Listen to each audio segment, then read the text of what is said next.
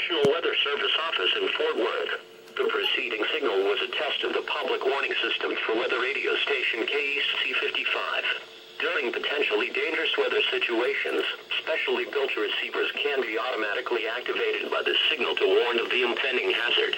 Tests of this signal and receiver's performance are normally conducted by the National Weather Service each Wednesday between 10 a.m. and noon and between 6 and 8 p.m. If there is a threat of severe weather, the test will be postponed to the next available good weather day. Reception of this broadcast, and especially the warning alarm tone, will vary at any given location. This variation, normally more noticeable at greater distances from the transmitter, can occur even though you are using a good quality receiver in good working order.